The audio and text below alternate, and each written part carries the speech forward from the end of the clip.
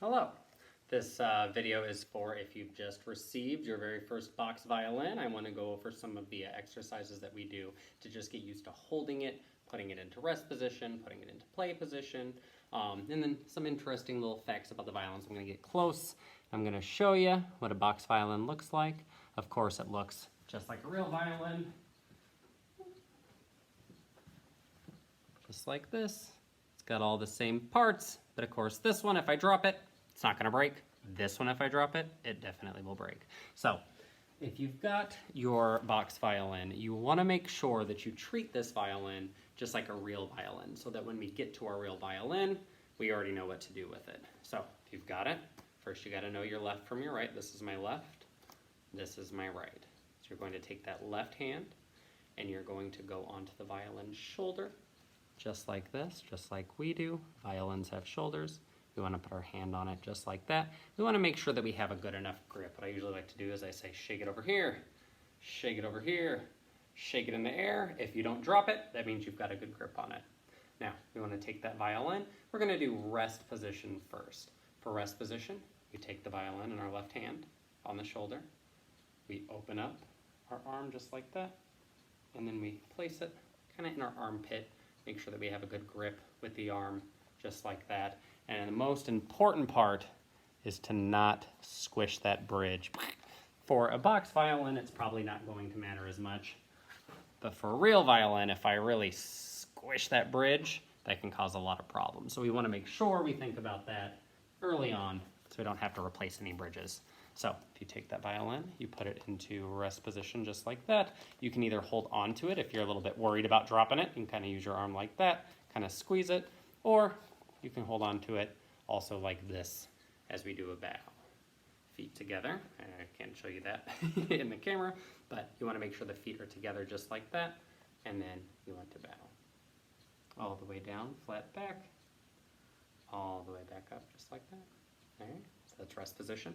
For play position, you do a couple of things with the feet. So what I usually like to do is I like to part the feet like that, and then I'll take a little step with my left foot, just to make sure that I'm kind of facing this way, and I've got one foot underneath the violin. Then you're going to take that left hand one more time, grab a hold of the shoulder, go ahead and pull it out, show it to me again, shake it over here, shake it over there, put it straight up in the air, and then you're going to want to bring it all the way down, and you want it to be all the way on top of the shoulder, just like that, so that we're covering up what I like to call the t-shirt line there. It does, most students will want to pull it to the front so they can see it. Only problem with that is it's in what I like to call the avalanche zone, and it will slowly slip down like that, and the more we try to pinch, the more it slips. Becomes a big problem. So if you notice the violin's kind of tilted this way, you do want it to tilt over this way. What I like to tell my students is eyes to the violin, not violin to the eyes, right?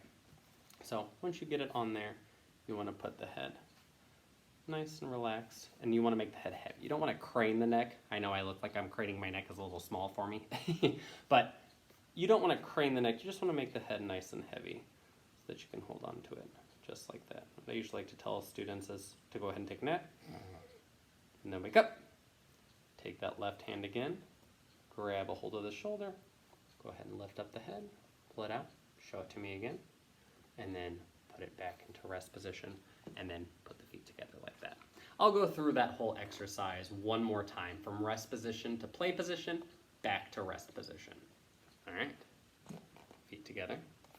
Go ahead and take that violin, hold it by the shoulder with your left hand, shake it over here, shake it over there, shake it in the air, and then open up your right arm, stick it across the body, and put it into rest position, toes in line. Scroll out front, that's mighty fine. Check the bridge, because it should be peeking out at you and me. And if you had a bow, point the bow down to the toes. Now we're ready, set to go. And then you want to bow.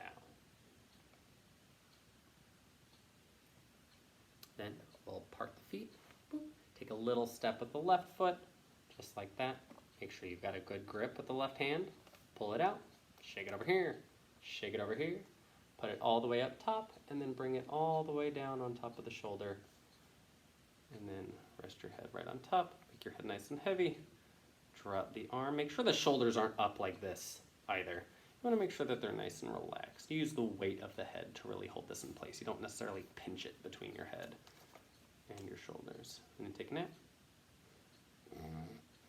Then pick up. Go ahead and grab it by the shoulder. Lift up with the head. Go ahead and take that violin. Put your feet together. Put it back into rest position. And then we'll do one more bow.